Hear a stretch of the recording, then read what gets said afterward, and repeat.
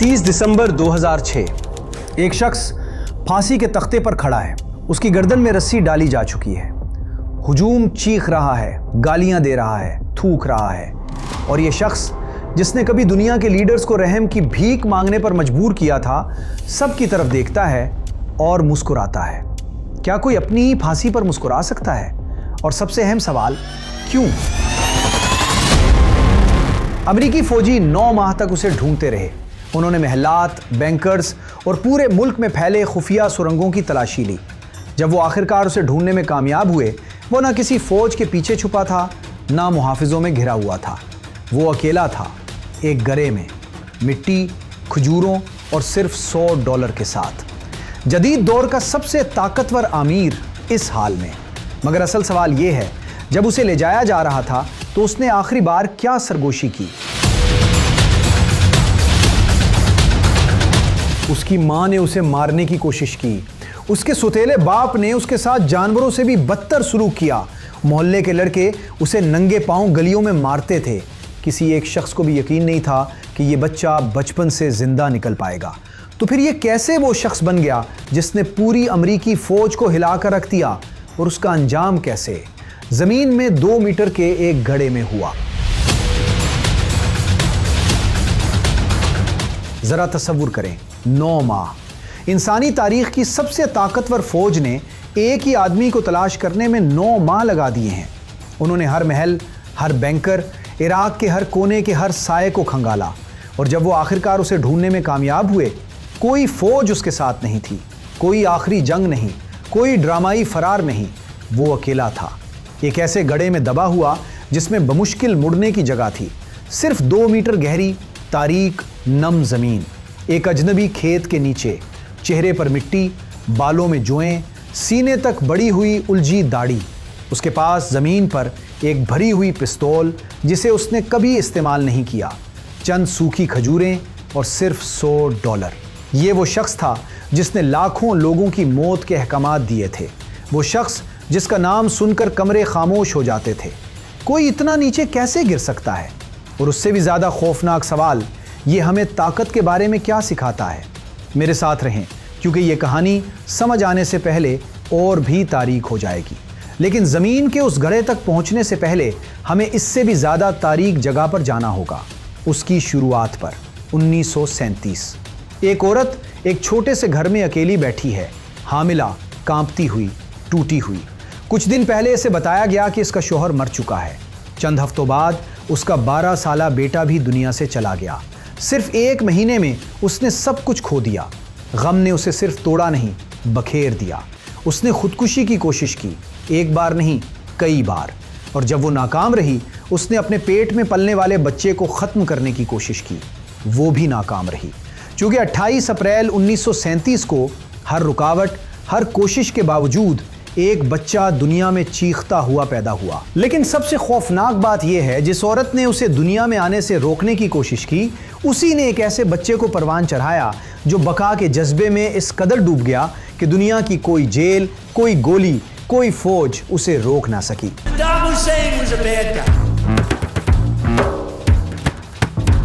Disarming Saddam Hussein now. उसकी मां ने दूसरी शादी कर ली। और यही वो लम्हा था जब सद्दाम का बचपन जहन्नम बन गया। इसका सोतेला बाप इब्राहिम उल हसन इसके साथ बेटे जैसा नहीं, बल्कि जानवर से भी बदतर सलूक करता था। सुबह सवेरे उठाकर भेड़ें चरवाना जब बाकी बच्चे सो रहे होते। हर दिन जिल्लत, हर दिन ये एहसास कि वो कुछ नहीं। और फिर मोहल्ले के लड़के जो उसे ढूंढ कर मारते थे बार बार। ज़्यादातर बच्चे ऐसे हालात में टूट जाते हैं। सद्दाम नहीं टूटा। एक दिन उसे लोहे की सलाख मिली। वो इंतज़ार करता रहा। फिर उसने सलाख को 2 हिस्सों में तोड़ा और दोनों इस्तेमाल किए। उस दिन के बाद किसी ने सद्दाम हुसैन को हाथ नहीं लगाया। बास पार्टी का एक ही मिशन था, वज़ीर आज़म अब्दुल करीम क़ासिम को ख़त्म करना। मगर जो बात कोई नहीं बताता, ये मंसूबा हफ्तों से तैयार हो रहा था। और जिस रात ये होना था, कमरा खामोश हो गया। ये आम लोग नहीं थे, ये सख्त जान कारकुन, इनकलाबी, जेलों के आदी लोग थे। मगर कोई आगे नहीं बढ़ा। खौफ ने सबको जकड़ लिया था। तब एक 22 साला नौजवान खड़ा हुआ, सबकी तरफ देखा और कहा, लगता है इस कमरे में कोई मर्द नहीं, मैं खुद ये काम करूंगा। इसी रात बगदाद की अर रशीद स्ट्रीट पर सद्दाम ने वजीर आजम के काफिले पर हमला किया। कासिम शदीद जख्मी हुआ मगर बच गया और सद्दाम, उसकी टांग में सीधी गोली लगी। रेगिस्तानी सरहद गधे पर सवार होकर पार की और आखिरकार काहिरा पहुंच गया। सद्दाम सबको पीछे छोड़ चुका था। उसने अपने ही कज़न सदर को लाइव टीवी पर इस्तीफा देने पर मजबूर किया और फिर इक़्तिदार संभालते ही उसने एक ऐसा कदम उठाया जो इतना हिसाबशुदा, इतना खौफनाक था कि अगले 24 साल तक इराक खामोश रहा। उसने पार्टी मीटिंग बुलाई। सैकड़ों आला ओहदेदार, वुज़रा, जर्नैल, वफादार एक बड़े हॉल में जमा थे। फिर उसने एक कागज़ निकाला और नाम पढ़ना शुरू किए, आहिस्ता, सुकून से, जैसे खरीदारी की फहरिस्त पढ़ रहा हो। जिसका नाम आता उसे नशिस्त से उठाकर बाहर ले जाया जाता। कोई रो रहा था, कोई मिन्नतें कर रहा था। बाकी लोग नहीं जानते थे अगला नाम किसका होगा। फिर उसने कुछ और भी किया। जिनके नाम नहीं आए उन्हें हुक्म दिया कि वो खुद उन लोगों को कत्ल करें।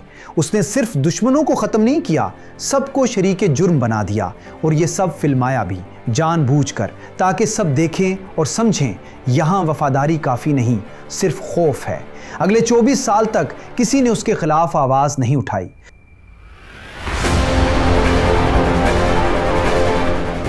वो आमिर जिसने मुल्क बनाया। दुनिया उसे एक जालिम के तौर पर देखती थी, मगर इराक बदल रहा था। 1980 की दिहाई तक इराक में खानदगी की शरह अरब दुनिया में सबसे ज़्यादा हो गई। ख़वातीन बड़ी तादाद में यूनिवर्सिटियों में दाखिल होने लगी। हेल्थ केयर सिस्टम खित्ते का बेहतरीन समझा जाने लगा। तेल की आमदनी सड़कों, पुलों, हस्पतालों और इंफ्रास्ट्रक्चर पर खर्च हुई। बगदाद को कहा जाने लगा मशरिक़ वुस्ता का पेरिस। अब सवाल ये है, वही शख्स जिसमें कर्द देहात पर कीमियाई हमले किए और हज़ारों लोगों को जहरीली गैस से मारा, वही शख्स स्कूल भी बनाता है? वो मेमार था जो तबाहकुन बन गया या तबाहकुन था जिसने तामीर को नकाब बनाया? इस सवाल का जवाब आज तक किसी के पास नहीं, और शायद यही सबसे खौफनाक बात है। एक के बाद एक गद्दारी। ईरान इराक जंग 8 साल जारी रही। 2 आदमी, सद्दाम और आयतुल्लाह खुमैनी, और लाखों लाशें। और हैरानकुन बात, अमेरिका खामोशी से सद्दाम को हथियार और मालूमात देता रहा। फिर सद्दाम ने एक फ़ैसला किया और सब बदल गया। अगस्त 1990 उसने कुवैत पर हमला कर दिया। अमेरिका दुश्मन बन गया। इराकी फ़ौज तबाह हो गई, मगर असल धोखा घर के अंदर से आया।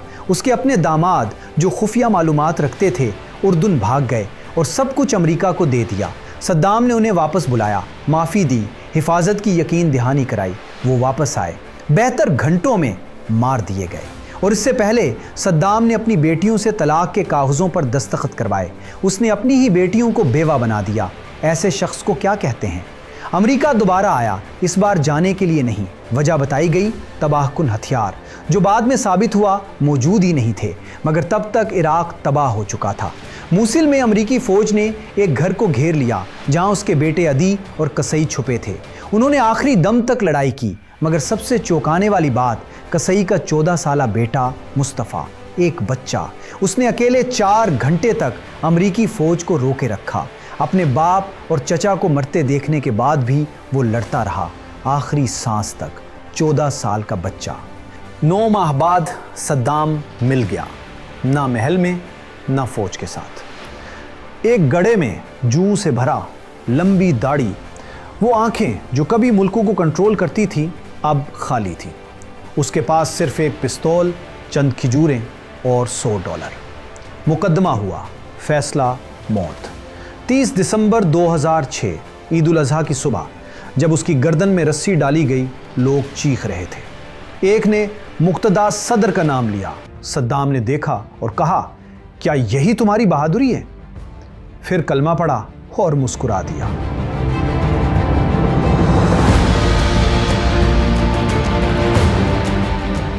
वो सवाल जो रह जाता है। उसकी बेटियां आज जलावतनी में हैं, उसकी बीवियां कहीं गुम, उसका मुल्क अब भी जख्मों से भरा हुआ, और एक नंगे पांव चरवाहे लड़के से लेकर अपनी मौत पर मुस्कुराने वाले शख्स तक ये कहानी है ताकत की कीमत की। ना सिर्फ उन लोगों के लिए जो उसके नीचे दब जाते हैं, बल्कि उसके लिए भी जो उसे पकड़ता है। सद्दाम हुसैन एक अफरीत बनकर पैदा नहीं हुआ था, कुछ था जिसने उसे ऐसा बनाया, और वो अमल आज भी दुनिया में जारी है। तो सवाल ये है, अगर मुकम्मल ताकत हमेशा ज़मीन के एक घरे पर ख़त्म होती है तो दुनिया उसे लोगों को देती क्यों रहती है? अपना जवाब नीचे लिखें, और अगर ये कहानी आपको हिला गई है तो उसे शेयर करें, क्योंकि यकीन करें लोग तारीख़ को इतना नहीं जानते जितना वो समझते हैं।